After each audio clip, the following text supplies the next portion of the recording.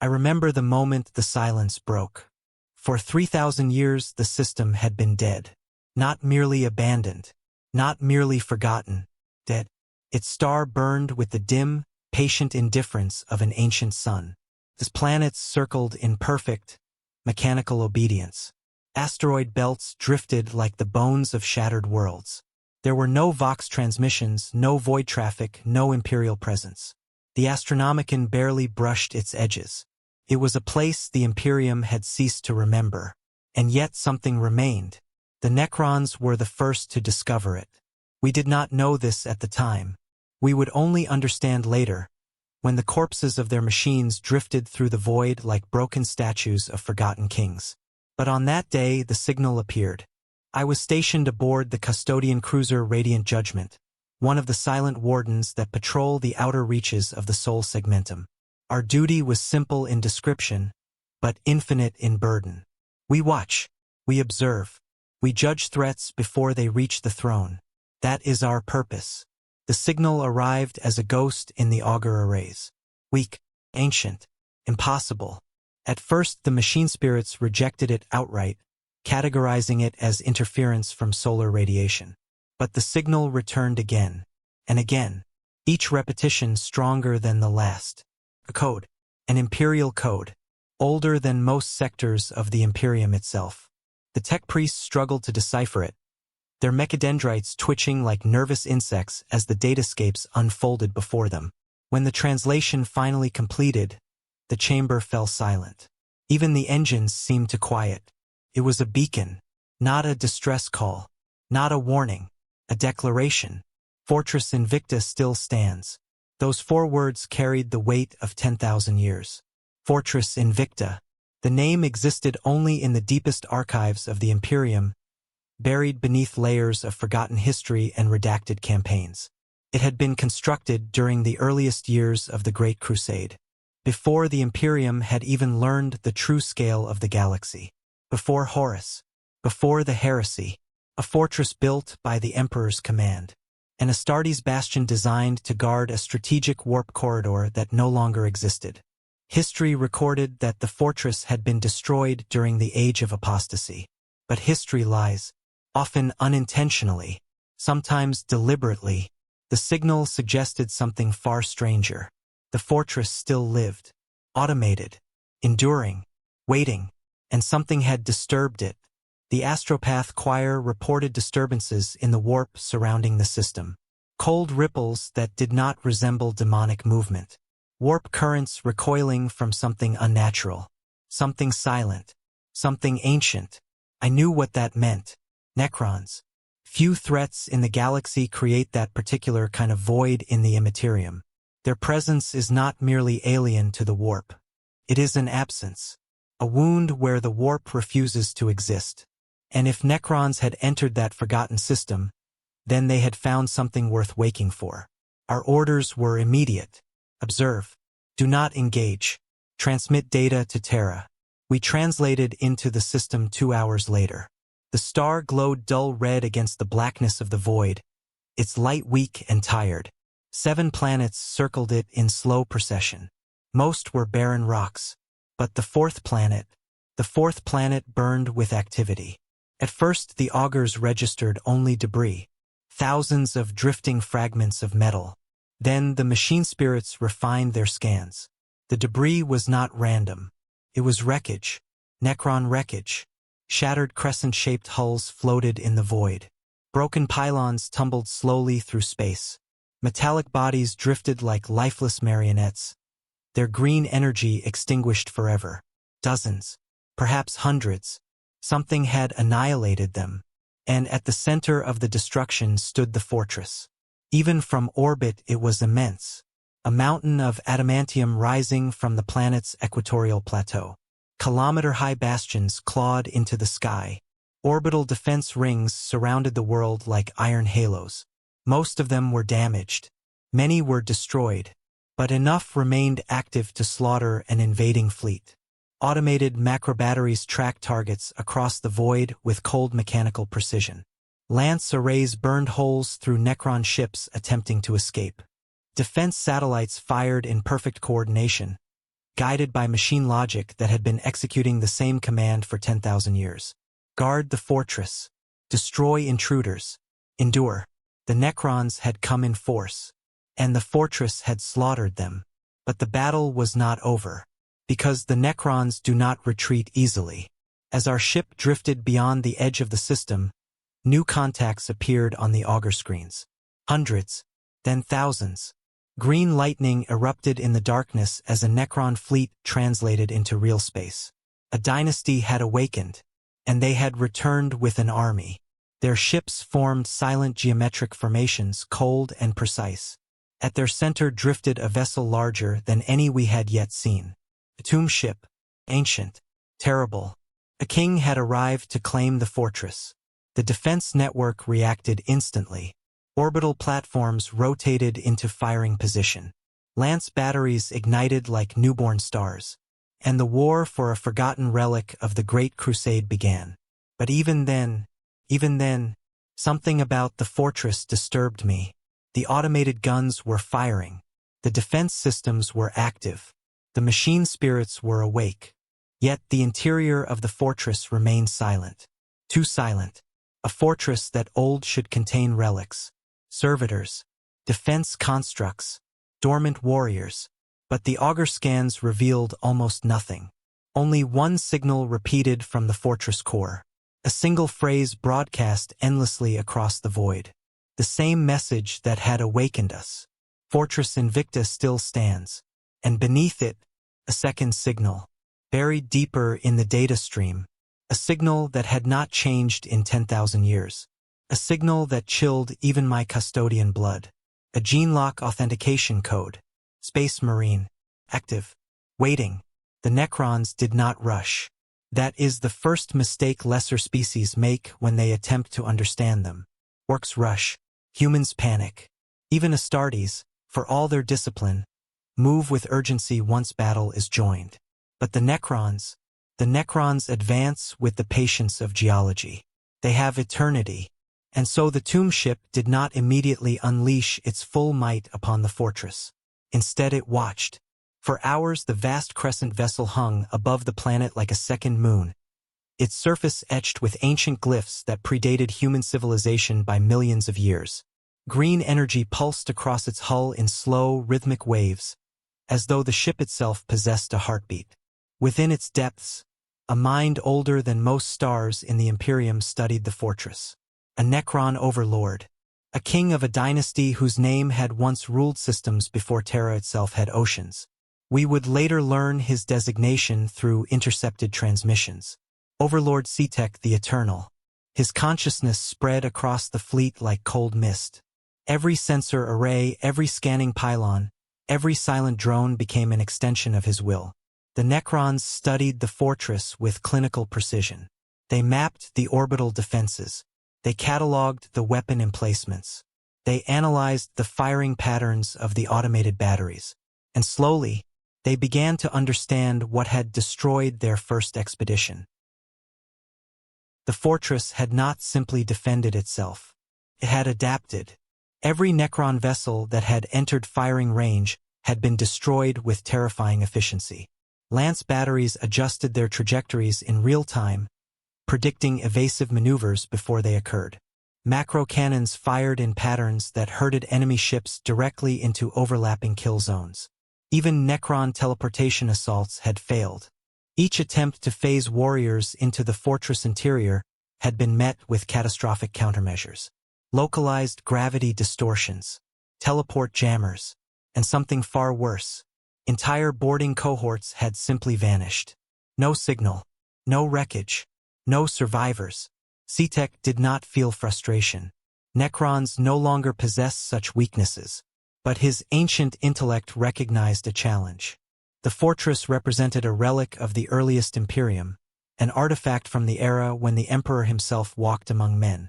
Such relics possessed value, strategic value, technological value, historical value, and above all, symbolic value.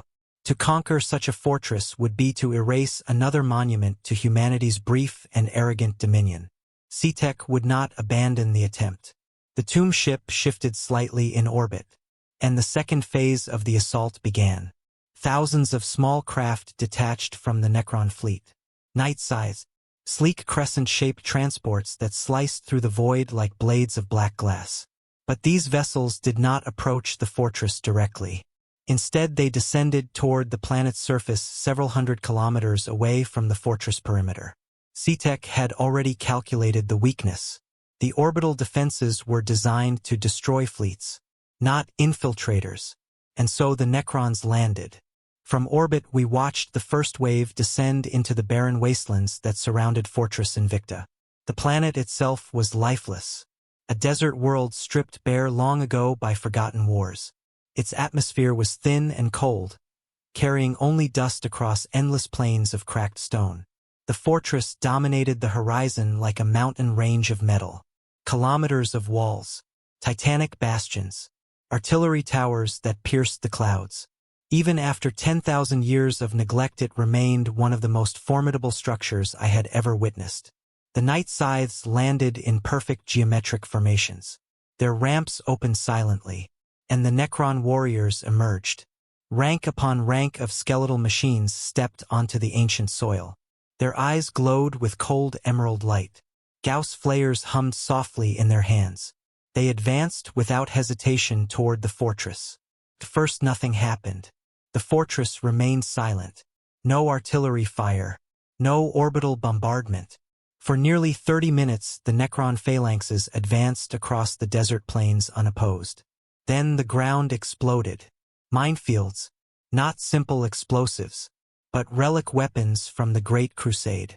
Gravitic mines collapsed the earth beneath entire formations, dragging Necron warriors into crushing singularities that vanished seconds later. Phosphex charges ignited with sickly white flame that devoured living metal.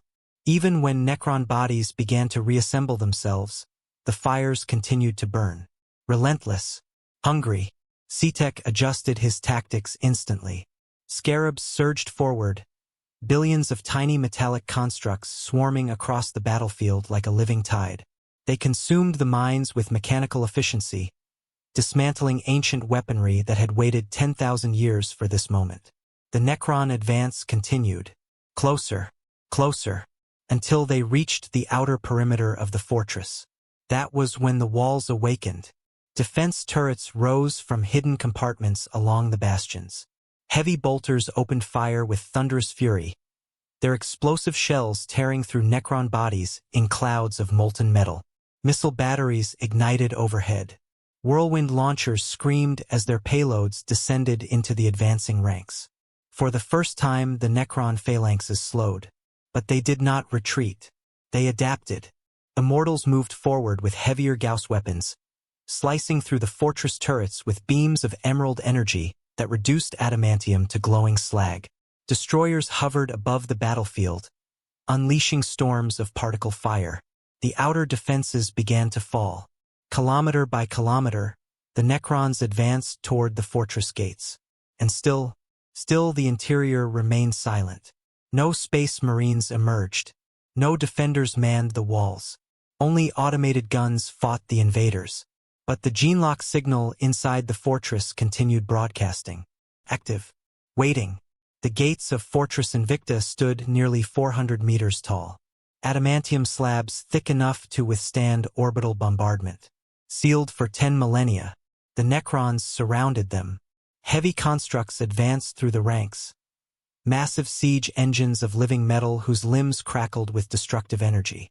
They raised their weapons. Green lightning gathered along their cannons. The gates would not survive such power. But before the Necrons could fire, the gates opened. Slowly, grinding mechanisms awakened after 10,000 years of dormancy. Dust cascaded from the towering walls. Ancient gears groaned like waking giants. The gates of the fortress parted. Darkness waited beyond them. Total darkness. No lights. No movement. Only a vast corridor descending deep into the mountain-like structure. Even the Necrons paused, because something had changed. The signal broadcasting from the fortress grew stronger, louder, more insistent, and the words repeating across every frequency carried a new addition. A second line appended to the ancient message. Fortress Invicta still stands. Intruders acknowledged. Astartes protocols active. From orbit, I felt a cold certainty settle into my bones. The fortress had been waiting, not for 10 years, not for 1,000, but for 10,000 years, waiting for an enemy worthy of awakening its final defense. And somewhere deep within that ancient fortress, the Space Marines were beginning to wake. The Necrons entered the fortress without hesitation. Their kind does not fear darkness. Emotion died within their species long before humanity first crawled from Terra's oceans. Where a human soldier might hesitate before stepping into an unknown void, a Necron warrior simply obeys its command protocols. So the phalanxes advanced. Rank after rank of skeletal machines marched through the open gates of Fortress Invicta, their emerald eyes casting cold light across the colossal entry corridor. The interior of the fortress was vast beyond reason. The corridor alone stretched nearly a kilometer into the mountain of adamantium and stone. Its ceiling rose so high that even our orbital augurs struggled to map its upper reaches. Massive columns lined the passage like the pillars of some ancient cathedral, each engraved with imperial aquilas and Crusade-era heraldry, worn smooth by 10,000 years of silence. Dust lay everywhere, not the soft dust of a living world, but the brittle powder of decayed stone and oxidized metal. Every footstep of the Necron advance disturbed clouds that had not moved since the early Imperium. And yet, the power within the fortress was alive. Dim lumen strips flickered along the walls, their ancient machine spirits awakening as motion sensors detected the intruders. Emergency lighting activated in stages, casting long shadows across the corridor. The fortress was recognizing the presence of life. Even if that life was mechanical, the Necrons advanced deeper. Scarabs swarmed ahead of the phalanxes, spreading across the floors and walls as they searched for traps. Their tiny sensor arrays scanned every surface for hidden weapons. For a time, they found nothing. The corridor remained silent, but the signal continued, broadcast from somewhere deep within the fortress. Fortress Invicta still stands. Intruders acknowledged. Astartes protocols active. C-Tech observed everything. Through thousands of sensor nodes, the Necron overlord watched the invaders advance through the ancient structure. Data flowed through his consciousness in perfect clarity. The fortress was enormous. Multiple sublevels, vast internal chambers, armories, vehicle bays, command sanctums, and at the heart of it all, a central crypt complex. The signal originated there. C-Tech directed his forces toward it. The Necron phalanxes advanced deeper into the fortress, their footsteps echoing through corridors that had once housed warriors of the legions Astartes. That history still lingered in the walls. Massive murals lined the interior halls, their surfaces carved with scenes of conquest from the earliest days of the Great Crusade. Astartes' armies standing beside the Emperor himself. Worlds burning beneath orbital bombardment. Xeno's empires collapsing beneath the advance of humanity's first great expansion. But the murals were damaged. Time had not been kind to them. Large sections had collapsed entirely.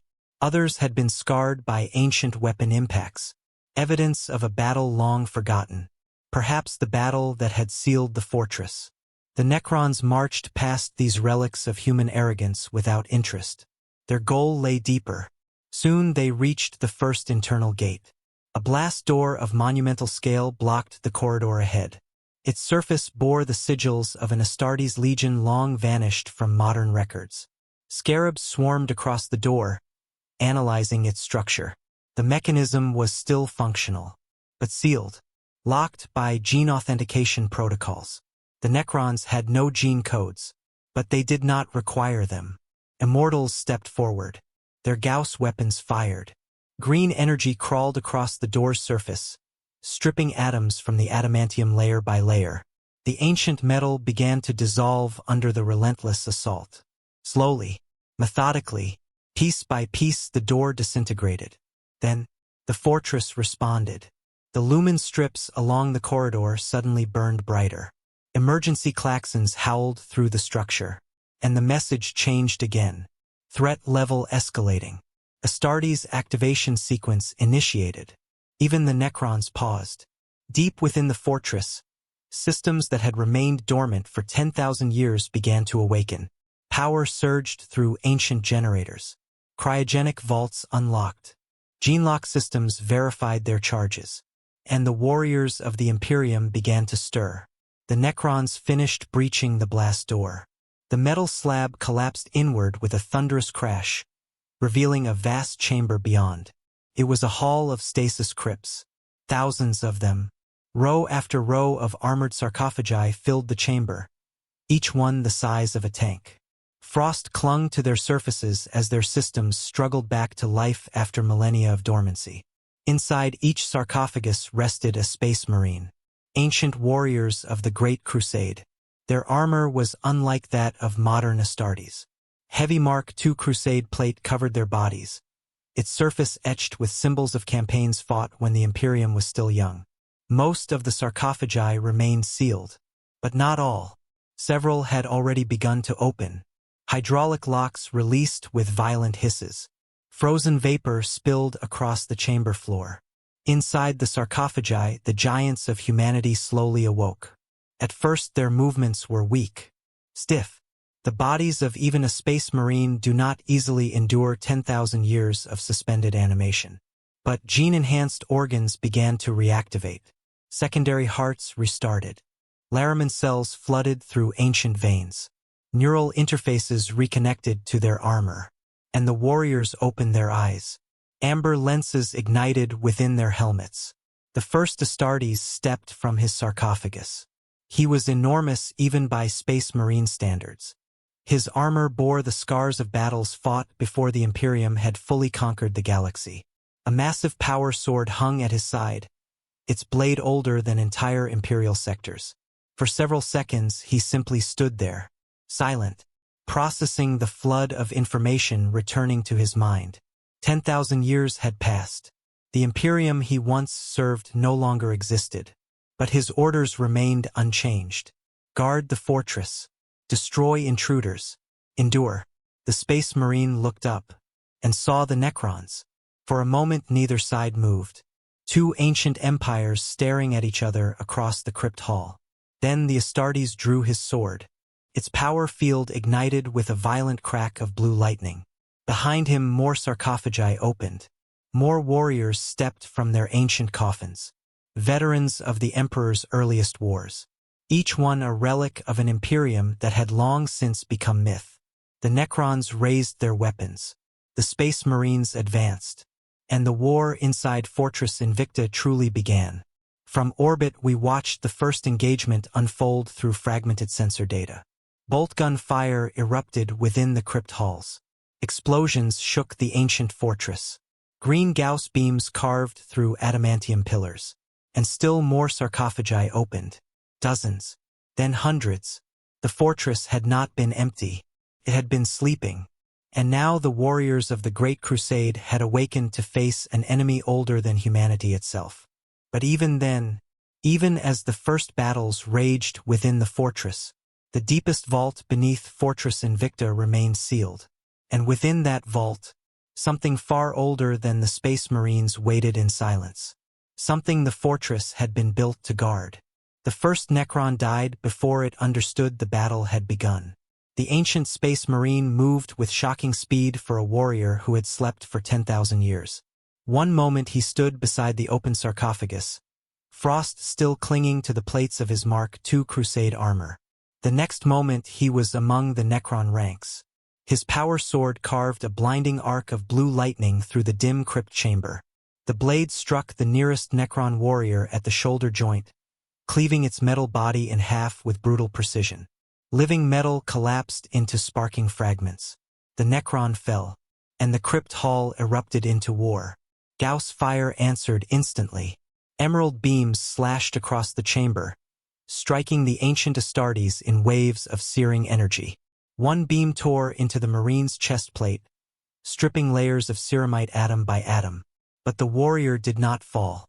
The armor of the Great Crusade had been forged in an era when the Imperium expected to fight entire alien civilizations alone. This plating was thick, brutally heavy, designed for wars of annihilation. The Marine staggered only slightly. Then he charged. His bolt gun roared to life, the ancient weapon thundering through the chamber with the violence of artillery. Explosive shells tore through Necron bodies, shattering skeletal frames into clouds of molten metal. Behind him, more sarcophagi opened. The warriors of Fortress Invicta were awakening. Each one stepped from their crypt with the same grim certainty. Their movements were stiff at first, muscles protesting after millennia of stillness. But Space Marines are creatures built for war. And war had returned. Within seconds the chamber filled with the thunder of bolt guns and the scream of Gauss weapons. The Necron phalanxes advanced in perfect formation, their ranks absorbing the initial assault without hesitation. Fallen warriors began to reconstruct themselves as living metal flowed back into place. But the Astartes did not fight like ordinary soldiers. They fought like veterans of the Emperor's earliest conquests. One Marine slammed his armored fist into a Necron's skull, crushing the metal cranium before finishing the machine with a point-blank bolt round. Another leapt onto the back of a towering Necron immortal, driving a combat blade into the creature's energy core. Chain's words ignited. Power axes crackled with caged lightning. The crypt hall became a storm of violence. Yet for every Necron destroyed, two more advanced. Overlord Cetek had anticipated resistance. The tomb ship began teleporting reinforcements directly into the fortress interior. Flashes of green lightning erupted across the crypt hall as new phalanxes materialized among the fighting. Warriors, immortals, heavy destroyer constructs. The numerical advantage shifted rapidly. Even ancient Astartes cannot easily overcome an army that feels neither fear nor pain. But the fortress itself had joined the battle. Hidden defense turrets unfolded from the walls. Heavy bolters spat storms of explosive shells into the Necron ranks. Automated servitors awakened from maintenance alcoves, dragging ancient weapon systems into firing positions. The entire structure had become a living weapon, and it had 10,000 years of stored fury to unleash. Yet the Necrons adapted. They always do. Cetek's intelligence calculated the battlefield in perfect real-time clarity. Every defensive turret was mapped. Every firing arc predicted. Every Space Marine movement analyzed. His forces adjusted their formations accordingly.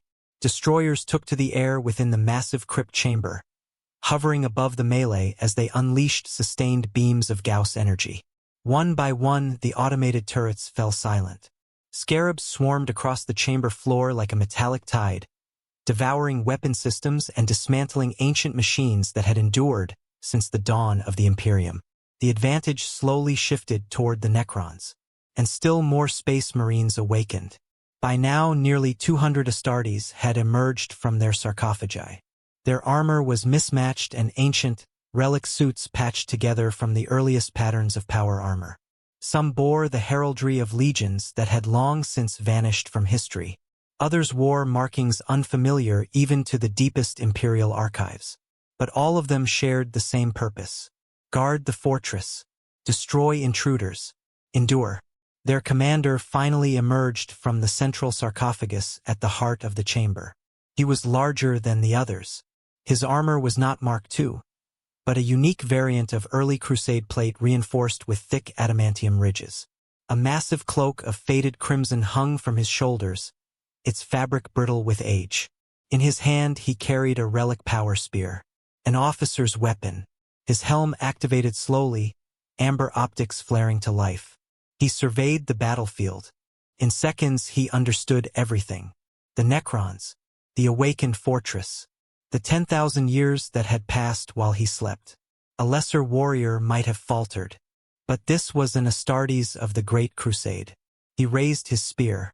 His voice thundered through the chamber, amplified by armor vox systems designed for battlefield command. "Brothers," he said, just one word. And yet the effect was immediate. The scattered Astartes formations shifted, falling into disciplined combat lines. They moved with the perfect coordination of warriors who had once conquered entire star systems together. Bolter fire intensified. Close combat became brutal and methodical. The Necron advance slowed. For the first time since the assault began, CTech recognized a variable he had not predicted. These warriors were not simply automated defenders. They were veterans, relics of an era when humanity had been far more dangerous than the fractured Imperium of the present. But CTech did not abandon the assault. Instead, he escalated. From orbit, the tomb ship activated a far more dangerous weapon. Teleportation arrays flared across its surface. Moments later, a new figure materialized within the crypt hall, towering, armored in black necrodermis that glowed with cascading green energy. A Necron lord, one of CTech's personal executioners. The machine warrior raised a staff crackling with dimensional power, and with a single gesture, reality itself twisted. A vortex of emerald lightning exploded across the chamber, tearing through ranks of space marines and Necron warriors alike. The battle had reached a new level. Ancient champions now faced each other across the ruins of the crypt hall. But even this battle, even this storm of violence, was not the true purpose of Fortress Invicta, because far beneath the fortress, deep within the sealed vaults that no Necron scan had yet penetrated, the true secret of the fortress had begun to stir. And when it awakened, the war would change forever. The Necron Lord descended into the battle like a falling star. Emerald lightning cracked across the crypt chamber as the teleportation vortex collapsed behind it. For a moment, the air itself seemed to recoil from the creature's presence, reality bending slightly around the ancient machine. It stood nearly a head taller than the space marines surrounding it. Its body was sculpted from flawless necrodermis, a living metal that shifted and flowed like liquid beneath the green light pulsing through its frame. Ancient glyphs burned across its chest and shoulders, symbols of authority within the Necron dynasties. In one hand it carried a war scythe. The weapon hummed with dimensional energy capable of slicing through matter itself. Around it, the Necron phalanxes adjusted instantly. The Lord had arrived, the executioner of CTech the Eternal. And the balance of the battle shifted. The creature moved. Not quickly. Not with the frantic speed of lesser warriors. But with terrifying inevitability. This war scythe swung once. The blade passed through a charging space marine as though the ceramite armor did not exist. For a fraction of a second, the Astartes continued moving forward. Then his body separated into two halves. The Necron Lord turned again. Its staff discharged a pulse of green lightning that erupted across the chamber. The energy tore through a cluster of Astartes, hurling them against the crypt walls with bone-breaking force. Several rose again. Space Marines are difficult to kill, but not invincible. The crypt hall trembled under the escalating violence. Explosive bolts detonated against the Lord's body, yet the necrodermis reformed instantly, repairing damage faster than the human eye could follow. Gauss beams carved glowing scars across the ancient fortress pillars. Necron destroyers circled overhead like mechanical predators. The warriors of Fortress Invicta continued to awaken, but the battle had reached a brutal stalemate. Until the commander moved, the ancient Astartes stepped forward through the chaos of the battlefield. His power spear ignited with a deep blue glow as its disruption field activated along the weapon's length. Crackling arcs of energy crawled across the blade, humming with lethal intensity. Around him, the other space marines instinctively shifted their formation. Even warriors who had fought beside him during the Great Crusade recognized the moment. Their commander had chosen his opponent. The Astartes walked directly toward the Necron Lord. Bolter fire raged around them. Explosions echoed through the chamber. Yet the two champions moved through the battlefield as though the war itself had faded into silence. The Necron Lord turned to face him. For a moment, the machine simply studied the approaching warrior. Its sensors analyzed the ancient armor, the power signature of the relic spear, the genetic structure of the warrior inside the armor. Then it recognized something unusual. This was not an ordinary space marine. The armor bore command sigils used only during the earliest campaigns of the Imperium. An officer of the Legions Astartes. Perhaps even a captain of the Great Crusade itself. The Necron Lord raised its war scythe. The duel began. The first strike came from the Necron. Its weapon moved with frightening speed, the dimensional blade slicing through the air toward the Astartes commander's neck. The Space Marine parried. His power spear collided with the warscythe in a violent burst of energy. Blue and green lightning exploded outward as the two weapons clashed. The impact cracked the stone floor beneath their feet. Both warriors recoiled slightly. Then they attacked again. The Necron Lord fought with mechanical perfection. Every strike followed precise mathematical patterns designed to eliminate organic opponents with ruthless efficiency. But the Astartes fought like a creature born for war. His movements were fluid, unpredictable. 10,000 years of sleep had not erased the instincts forged during humanity's greatest conquests. The spear lashed forward. Its energized blade stabbed into the Necron Lord's chest, puncturing the necrodermis plating. Green light erupted from the wound. The Necron staggered backward for the first time. But the living metal immediately began repairing itself, the damage sealing with liquid precision. The Lord counterattacked. Its warscythe swept low, slicing through the commander's leg armor. Ceramite shattered. Blood spilled across the crypt floor. Yet the Space Marine did not slow. Pain is merely another signal, another piece of information. He stepped inside the Necron's guard. The spear thrust upward. This time the blade pierced the Lord's neck joint. The disruption field detonated inside the creature's body. For a moment the Necron Lord froze. Its systems struggled to compensate for the damage. The Astartes commander seized the opportunity. With a roar that echoed across the entire crypt hall, he drove the spear deeper into the machine's chest. The weapon's power field surged to maximum intensity. Blue lightning erupted from the Necron Lord's body, and the ancient executioner collapsed. Its necrodermis frame fell apart in smoking fragments. The Necron phalanxes hesitated, only for a fraction of a second. But even that brief disruption was enough. The Space Marines surged forward. Chainswords howled. Bolters thundered. The Necron formations began to collapse under the renewed assault. From orbit, the tomb ship reacted instantly. Overlord Cetek had lost one of his champions. That outcome had not been predicted. So the dynasty escalated once more. The tomb ship's massive weapons began charging. From the void above the planet, a colossal beam of emerald energy gathered along the ship's central spine. Planet-cracking weapon. Cetek had reached a simple conclusion. If the fortress could not be conquered, it would be erased. But before the weapon could fire, something deep within Fortress Invicta activated. Far below the crypt halls, far below the waking Space Marines, a sealed vault opened for the first time in 10,000 years. Ancient mechanisms roared to life. Energy flooded through systems that had waited patiently since the earliest days of the Imperium. And a new signal began broadcasting across the entire system. Not a warning, not a threat, a declaration. Primary defense protocol awakened. The Guardian of Invicta is online. Even the Necron tomb ship paused. Because the energy signature emerging from the depths of the fortress was unlike anything the dynasty had encountered before. Something ancient had just awakened. Something the Emperor himself had once ordered sealed beneath this fortress. And it was rising toward the battlefield. For a moment, the battle in the crypt halls slowed. Not because either side had chosen to retreat, but because something deeper within the fortress had begun to awaken. The first sign was the vibration.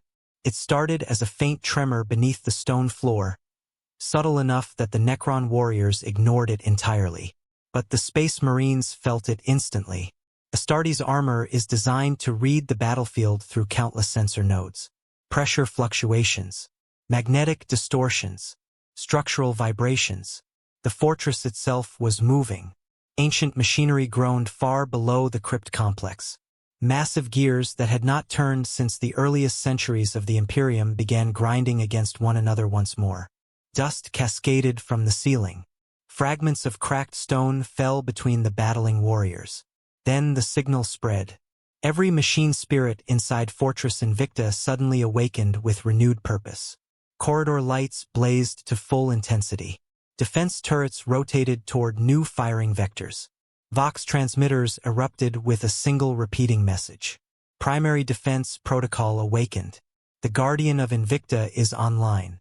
Even the Necrons reacted. Across the battlefield, hundreds of skeletal heads turned simultaneously toward the fortress floor as their sensors detected the rising power signature. Overlord CTech analyzed the data instantly. Energy output was climbing at an exponential rate. The signal did not resemble Imperial plasma reactors, nor did it match any known archaeotech patterns stored within Necron archives. Whatever was waking beneath the fortress, it was older than the Imperium itself. Within the crypt chamber, the Astartes commander felt the tremor through the damaged plates of his armor. He froze, not in fear, in recognition. Slowly, he turned his helmet toward the deepest levels of the fortress. His voice came across the squad vox with quiet certainty. "Brothers," he said, "the Guardian awakens." Several of the newly awakened Space Marines hesitated.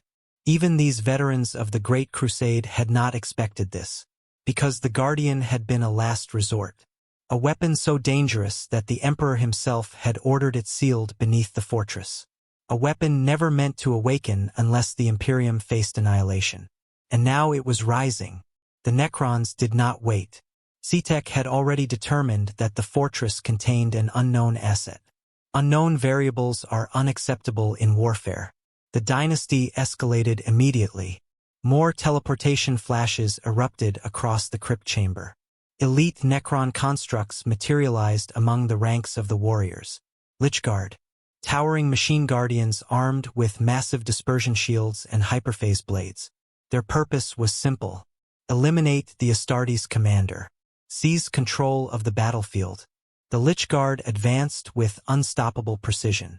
Bolter shells detonated against their shields without effect. Chain's words screeched uselessly across the shimmering energy barriers. The ancient Astartes formations began to break under the assault. Yet the commander did not retreat.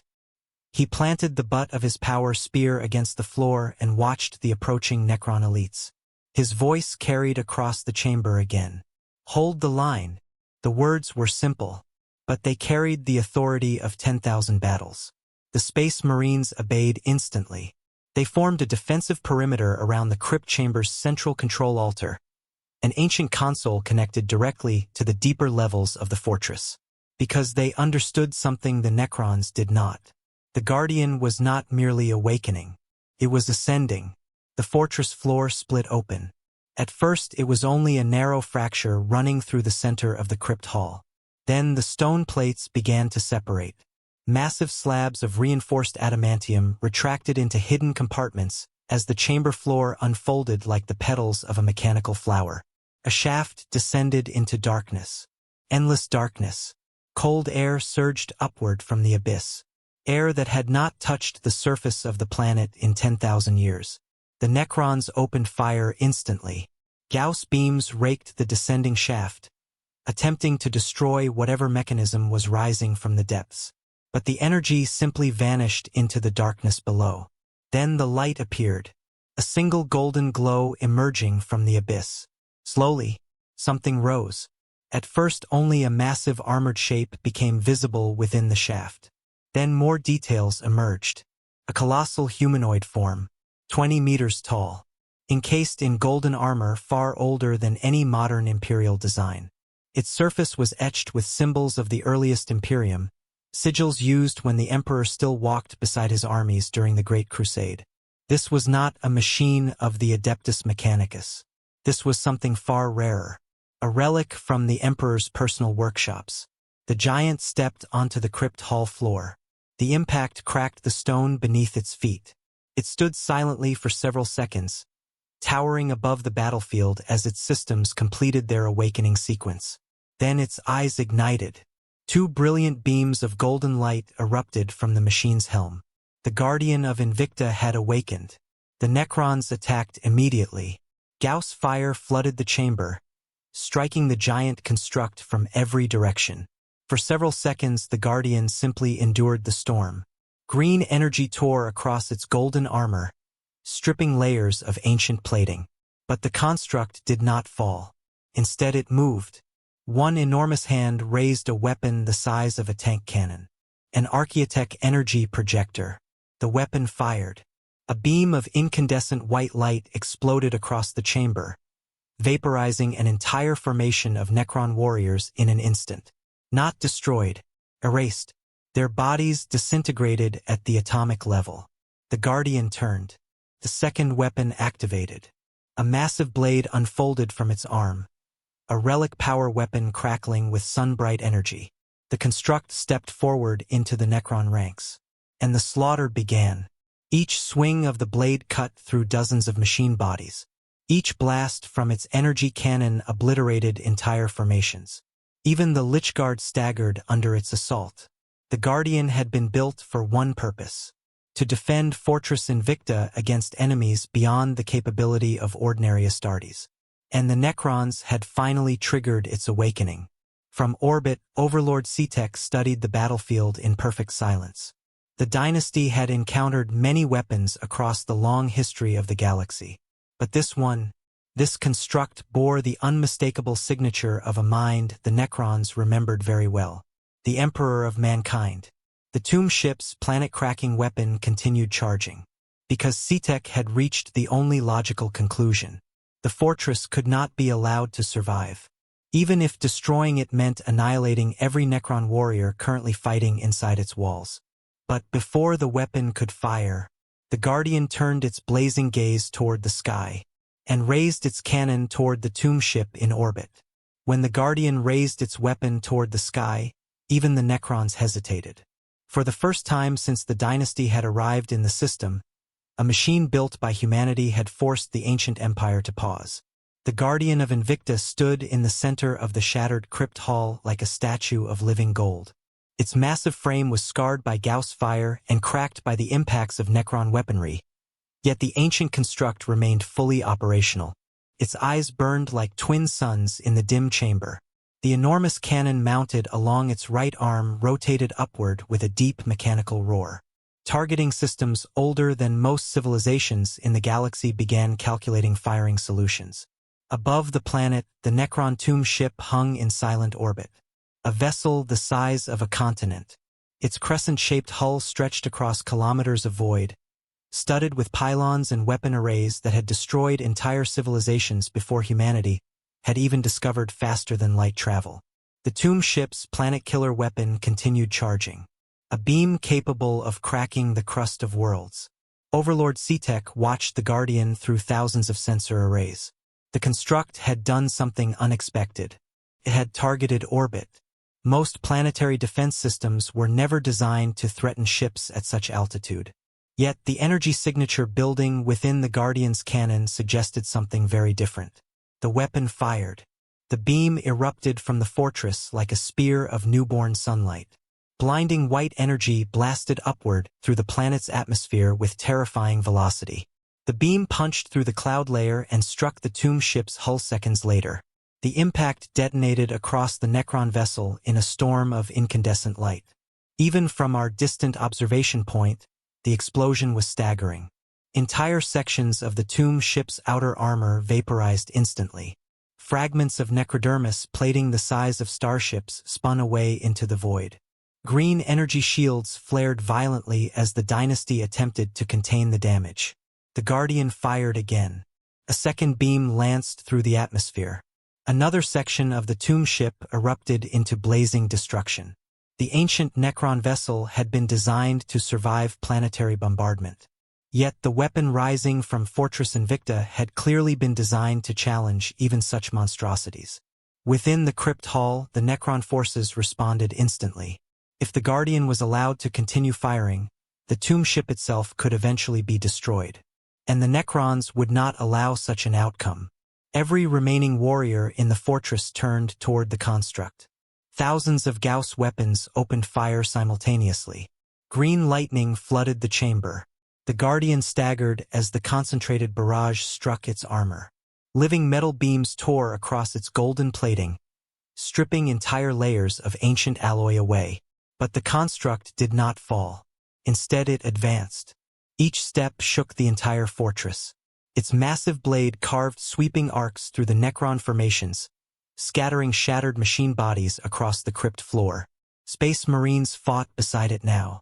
The ancient Astartes surged forward in renewed fury, their bolters roaring as they followed the towering war construct into the Necron ranks. To fight beside such a relic of the Emperor's craftsmanship was to witness history itself returning to war.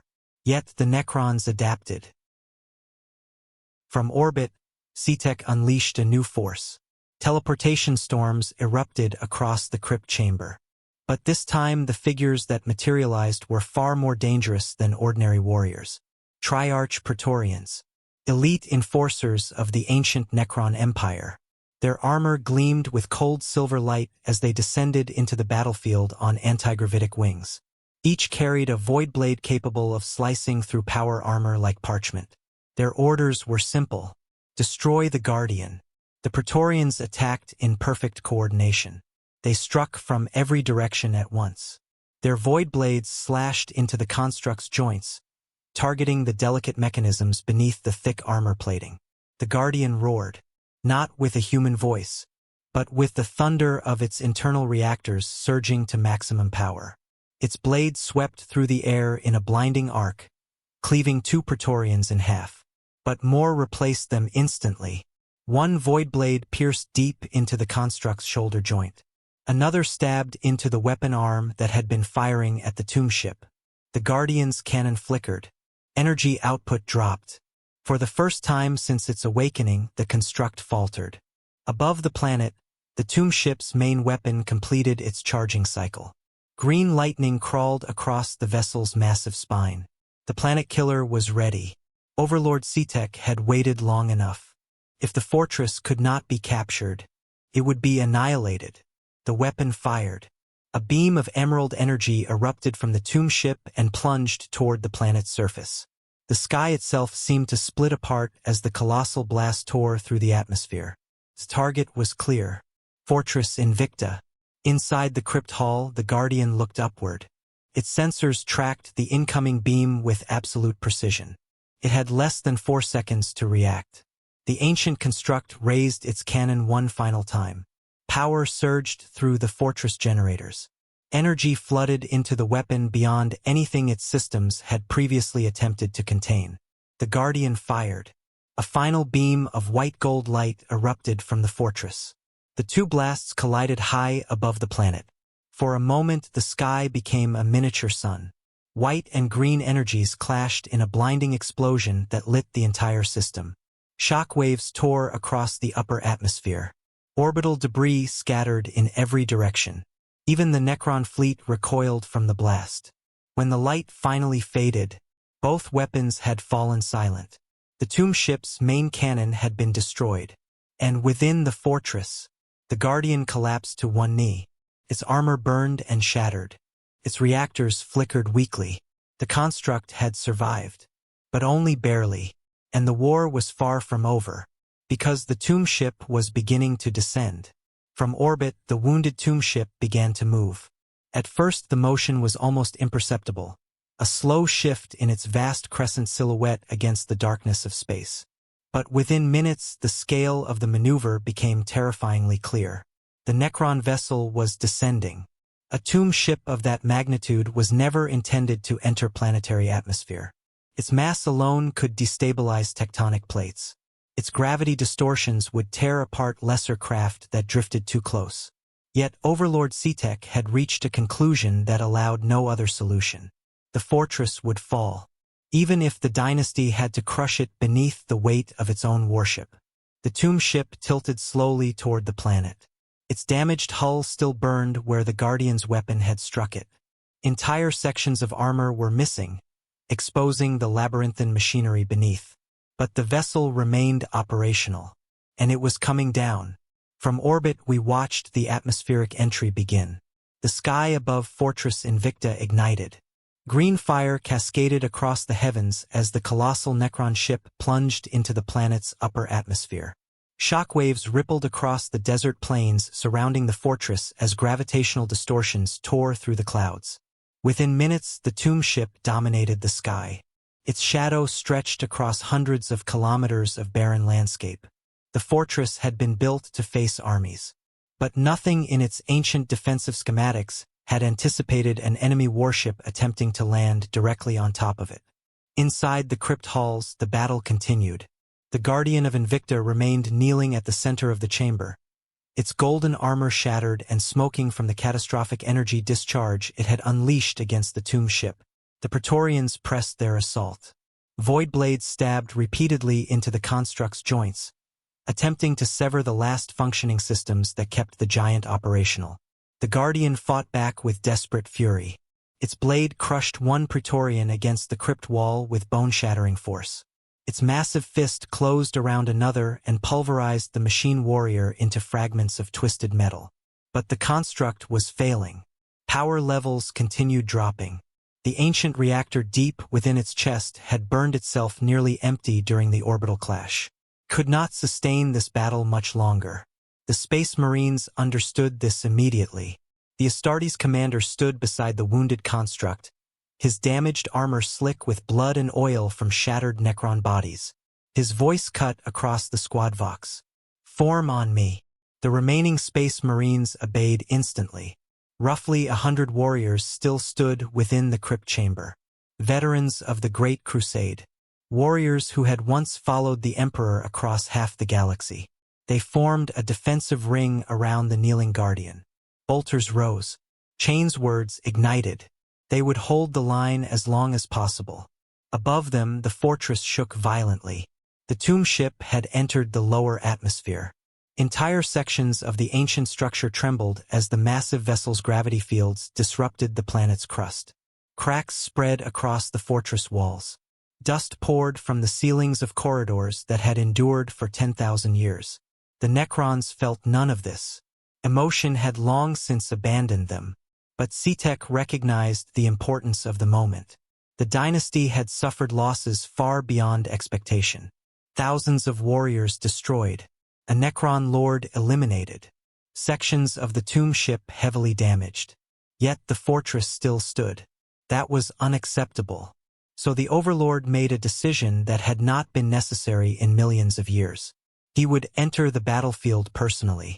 Within the tomb ship's command sanctum, ancient systems awakened. A teleportation platform surrounded by towering obelisks began charging with immense power. Green lightning crawled across the chamber floor as dimensional gateways opened between the ship and the fortress below. CTech stepped forward. His body was larger than that of any ordinary Necron warrior. His armor was carved from flawless necrodermis reinforced with dynastic sigils that predated human civilization. In his hand he carried a staff of unimaginable age. A relic weapon once used to conquer entire star systems. The Overlord activated the teleportation array. Reality folded. The crypt hall exploded in green light. When the brilliance faded, the Necron Overlord stood in the center of the battlefield. Even the fighting paused for a fraction of a second. CTech the Eternal had arrived. His presence was immediately obvious. Unlike the other Necrons, whose movements were governed by rigid combat protocols, the Overlord moved with deliberate intelligence. A king observing a battlefield. He surveyed the ruined crypt chamber, the shattered sarcophagi, the bodies of destroyed warriors, the wounded Guardian kneeling at the chamber's heart, and the ancient Space Marines forming their final defensive line. The Overlord spoke. His voice was not truly sound. It was a vibration transmitted directly through electromagnetic frequencies. But every machine and every armored warrior in the chamber heard it clearly. "Primitive constructs," CTech said. "Your resistance has been notable." The Astartes commander stepped forward. He planted his power spear against the cracked stone floor and faced the ancient king without hesitation. "I do not recognize your authority," the Space Marine replied. CTech regarded him for a moment. This warrior was older than any human currently alive in the Imperium. A relic of the Emperor's first armies. In another age, perhaps he would have been worthy of study. But this war had lasted long enough. The Overlord raised his staff. Green lightning gathered along the weapon's length. The air itself began to warp around the growing energy field. "I will end this fortress," CTech declared, "and the species that built it." The weapon fired. A concentrated blast of dimensional energy surged toward the Astartes commander. The Space Marine moved instantly. His power spear deflected part of the blast, the weapon's disruption field scattering fragments of the attack across the chamber walls. But the force still hurled him backward. He crashed into the broken floor beside the Guardian. The Overlord advanced. Behind him, the Necron warriors surged forward once more. The final battle for Fortress Invicta had begun. And somewhere deep within the damaged Guardian, a final system began activating. The Astartes commander struck the ground with enough force to fracture the ancient stone beneath him. For a brief moment the world became nothing but static and pain. Warning sigils flared across the interior of his helm. His armor had absorbed the majority of the Necron Overlord's attack, but several internal systems had failed completely. His left pauldron was shattered. Blood filled the interior of the suit where the blast had torn open the plating along his side. Yet the warrior rose. Astartes do not remain fallen. Not while the battle continues. He pushed himself upright beside the kneeling form of the Guardian of Invicta. The construct towered above him even in its damaged state. Entire plates of golden armor had been ripped away, exposing layers of ancient circuitry and reactor coils that pulsed weakly with fading energy. Its head turned slowly toward the approaching Necron Overlord. Sensors flickered. Targeting systems struggled to function. But the Guardian had not yet completed its purpose. Overlord C-Tech advanced through the wreckage of the crypt hall with absolute certainty. The remaining Space Marines charged him. A storm of bolt rounds detonated against his necrodermis armor. The explosions would have shredded a battle tank. The Overlord walked through them without slowing. His staff moved once. A wave of emerald force exploded outward. 3 Astartes were thrown across the chamber like broken statues. Another vanished entirely when the dimensional energy passed through his chest. The Overlord reached the center of the battlefield.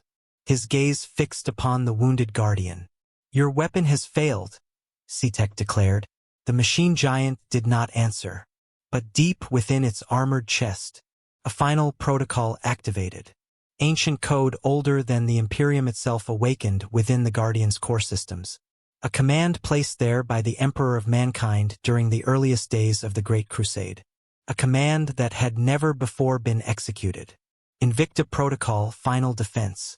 The Guardian's reactor surged.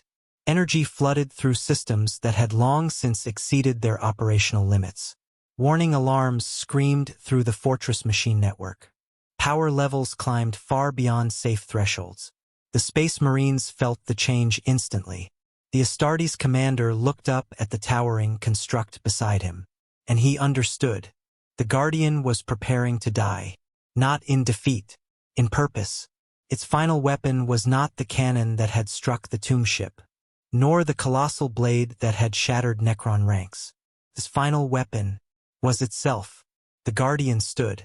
Despite the catastrophic damage to its systems, the giant construct forced its massive frame upright once more. Reactor coils burned white-hot beneath the shattered armor plates. Overlord C-Tech recognized the shift in energy patterns immediately. The construct's reactor was entering overload. In seconds it would detonate with enough force to annihilate the entire crypt complex. Perhaps the entire fortress. But the Overlord did not retreat. Necrons do not fear death. And C-Tech had calculated something the humans had not. The tomb ship still hovered above the fortress. Even if the explosion destroyed the structure, the dynasty would survive. The Overlord raised his staff again. Green lightning gathered for a final killing blow. But the Guardian moved first. The construct stepped forward and seized the Necron King in its massive hand. Necrodermis armor shrieked under the crushing pressure of the giant fingers. For the first time since his arrival, C-Tech's body registered structural stress. The Guardian lifted him from the ground. The Space Marines around them withdrew immediately. They understood what was about to happen. The ancient construct began walking toward the open shaft in the center of the crypt chamber. The same shaft from which it had risen. The abyss that descended deep into the planet's crust. C-Tech struggled within the Guardian's grasp. His staff discharged repeated blasts of dimensional energy directly into the construct's chest. Each blast tore away more armor. Each blast brought the reactor closer to detonation. But the Guardian did not release him. The construct reached the edge of the abyss. Its systems began shutting down one by one as the reactor overload intensified. The giant looked down into the darkness. Then it stepped forward. Both the Guardian and the Necron overlord fell into the abyss. For a moment the crypt hall was silent. Then the explosion came. It began far below the fortress. A blinding sphere of white energy erupted from the depths of the planet. The shockwave tore upward through the fortress foundations, ripping apart ancient stone and adamantium alike. The entire crypt chamber disintegrated. Space Marines were thrown across collapsing corridors as the explosion ripped through the structure. The blast surged upward through Fortress Invicta like a volcanic eruption. Kilometers of ancient defenses shattered. Massive bastions collapsed inward. Yet the fortress did not completely fall. The architects of the Great Crusade had built it well. When the light finally faded, half the fortress had been destroyed. But the core structure still stood. And the Necron overlord had vanished. High above the battlefield, the tomb ship detected the catastrophic detonation instantly. For the first time since the battle began, the dynasty hesitated, because the energy signature of Cetek the Eternal had disappeared entirely. For several minutes after the explosion, there was no battle, no bolter fire, no Gauss beams, no movement, only silence. Fortress Invicta, which had endured 10,000 years of vigilance, now stood half-broken beneath a sky still glowing from the descent of the Necron tomb ship. Entire bastions had collapsed into the surrounding desert. Kilometer-long sections of the fortress walls had shattered during the Guardian's detonation, leaving jagged fractures across the once impenetrable defenses. The crypt complex was gone. Where the ancient chamber had once existed, there was now only a vast crater descending into darkness. The explosion had ripped open the deepest foundations of the fortress, exposing layers of stone and machinery that had not seen light since the early Imperium. Dust rolled slowly across the battlefield. Fragments of Necron constructs lay scattered everywhere. Shattered skeletons of living metal, broken weapons, the remains of Praetorians and Lichguard alike. Many of the Necron bodies had already begun dissolving into inert metallic dust, their internal protocols failing without the signal of their fallen overlord. Others attempted to reconstruct themselves, but their systems stuttered and collapsed repeatedly. The command network of the dynasty had fractured. Overlord Cetek the Eternal was gone. High above the planet, the tomb ship drifted silently in the upper atmosphere. The colossal vessel remained functional, but its command structure had changed in an instant. Necron dynasties are built upon hierarchy. Every army is guided by the will of its ruling overlord.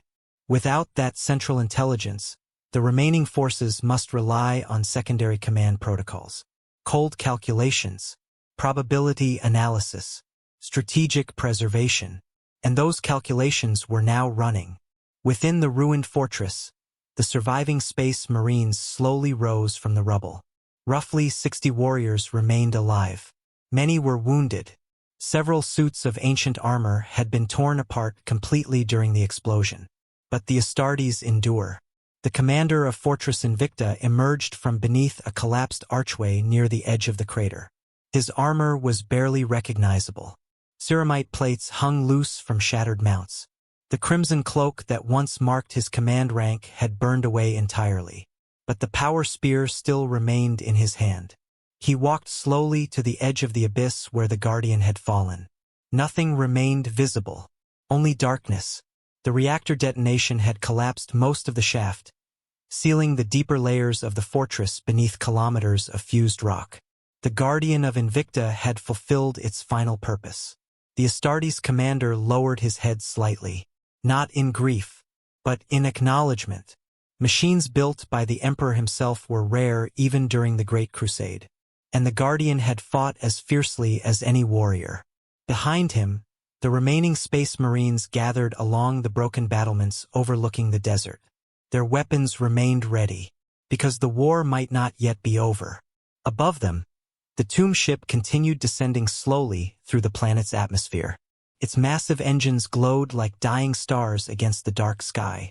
From orbit we watched the moment carefully. Every sensor aboard the Radiant Judgment tracked the Necron vessel. If it continued its assault, Fortress Invicta would not survive another attack. The Space Marines below understood this as well. The commander opened a direct Vox transmission toward the descending ship. The signal broadcast across every available frequency. His voice was calm, unbroken. "This fortress still stands." The message echoed into the sky. For several seconds, nothing happened. Then the tomb ship responded. Not with words, but with motion. The colossal vessel stopped descending. Its engines flared once. And slowly, almost reluctantly, the ancient warship began to rise back toward orbit. The Necron dynasty had made its decision. Without their overlord, the calculations had changed. The cost of continuing the battle had exceeded the value of the objective. Fortress Invicta was no longer worth the losses required to claim it. One by one, the remaining Necron ships activated their translation drives. Green lightning tore across the upper atmosphere as dimensional gateways opened between real space and the ancient pathways of the Necron Empire. The dynasty withdrew. Within minutes, the fleet vanished completely. The sky above the fortress returned to silence. The war was over, at least for now. The Astartes commander stood upon the shattered battlements and watched the last traces of emerald light fade from the heavens. 10,000 years earlier, he had been ordered to guard this fortress. The Imperium he had known no longer existed. The emperor he had once served now sat silent upon the golden throne. Yet the order remained unchanged. Guard the fortress. Destroy intruders. Endure. He turned toward his surviving warriors. "Brothers," he said quietly, "the watch continues." And once more, Fortress Invicta prepared to wait. From orbit, I watched the fortress for a long time after the Necron fleet vanished. The system slowly returned to the silence it had known for millennia. Debris from the battle drifted through the void like the remains of a forgotten war. Broken fragments of Necron vessels rotated endlessly in the dark. Scattered defense satellites from Fortress Invicta still held their ancient positions, their machine spirits dutifully scanning empty space for enemies that had already fled. The star burned quietly at the center of the system, unconcerned, indifferent, as all stars are. Below us, the fortress still stood. Half of its outer walls had collapsed. Entire bastions had been shattered by the Guardian's final detonation. The crypt complex, once the resting place of the ancient Astartes, had been erased completely. Yet the core of the fortress remained intact. The same adamantium citadel built during the earliest years of the Great Crusade still rose from the desert plateau like the skeleton of a dead giant refusing to fall. Our augurs confirmed what my instincts had already told me. Life signs remained inside. Dozens of them. The surviving Space Marines had begun the long process of repairing the fortress. Automated servitors emerged from sealed maintenance vaults. Ancient construction machines awakened from dormancy to begin clearing rubble from the shattered corridors. The warriors themselves moved with slow determination across the ruined battlements. They had already resumed their vigil. 10,000 years ago, they had been ordered to guard this fortress. And they had never stopped. Not even in death. Not even in sleep. I found myself staring at one figure in particular. The commander. His armor was almost entirely destroyed now. Many of its systems had failed permanently. Yet he continued walking the outer walls of the fortress, inspecting the damage left behind by the battle. Alone. A relic of an age when the emperor still walked among his armies. An Astartes who had seen the Imperium at its birth. Now standing guard over a galaxy that had forgotten him. Perhaps that is the true nature of the Imperium. Not the grand armies. Not the cathedrals of Terra. Not even the Golden Throne itself. But warriors like that. Soldiers who continue fighting long after history itself has moved on. I transmitted the final report to Terra shortly afterward. The message was brief. Fortress Invicta remains operational. Necron dynasty repelled. Astartes garrison active. There were no further orders. Perhaps none were necessary. Because some places in the galaxy exist outside the flow of time. Places built to endure. Places built to wait. And Fortress Invicta would wait again. The Necrons would remember this defeat. One day they might return, perhaps in a century, perhaps in 10,000 years. But if they did, they would find the same fortress, the same warriors, still watching the void, still guarding the Emperor's forgotten command, still waiting for the next enemy brave enough to test the walls of Invicta. And in the grim darkness of the far future, that watch may never end.